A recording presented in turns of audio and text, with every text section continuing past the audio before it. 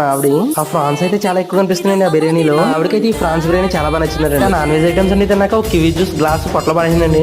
ఇంకా తాగాక ఒక plate తీసుకున్నాండి fresh గా. దాంట్లో ముందు స్వీట్ వేసుకుని ఇంకా అక్కడ కనిపించి వెజ్ ఐటమ్స్ అన్ని ఆ ప్లేట్ లో వేసుకున్నానండి. ఇంకా వెజ్ ఐటమ్ తో ప్లేట్ అంతా నింపేసి ఓ పక్కకెళ్ళి కూర్చోనండి. ఇంకా అందులో ముందు వడ జాంగరీతో స్టార్ట్ చేసానండి. ఇంకా తర్వాత ఉదయం తర్వాత ఆ ప్లేట్ కంప్లీట్ చేశాక ఇంకా పక్కకెళ్ళి ఫ్రైడ్ రైస్ తీసుకున్నానండి.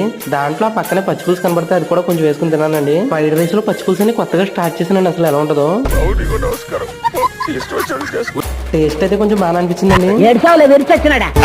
ఇంకా తర్వాత మన ఫేవరెట్ బిర్యానీల దగ్గరికి అయితే వెళ్ళానండి. ఫస్ట్ ప్రాన్స్ బిర్యానీ, తర్వాత చికెన్ దమ్ బిర్యానీ కూడా ఎంచుకున్నాను ప్లేట్ లో. ఇంకా రైతా చూడడానికి చాలా చక్కగా కనిపించిందండి. అది కొంచెం వేసుకుని ఇంకా బిర్యానీలు రెండు పక్కకి తినేసానండి. చాలా బాగా అనిపించింది. మా ఆవిడైతే ఈ లోపల కోకోనట్ జ్యూస్ ఒకటి తెచ్చుకుని అది చాలా బాగుందని చెప్పేసి అది తాగిందండి. ఇంకా తర్వాత నేను ఒక బౌల్లో ఫ్రూట్ సలాడ్ వేసుకుని తెచ్చుకుని తింటుంటే మా ఆవిడేమో ఒక స్ట్రాబెరీ ఐస్ క్రీమ్ తెచ్చుకుని తింటుందండి. మనం ఇచ్చిన 700కి న్యాయం చేయబోబు అంటే నవ్వుతుందండి. నాకు ఇక్కడ బఫెట్ లోనే బాగా నచ్చిన ఐటమ్ ఏదైనా ఉంటే అది వేడివేడిగా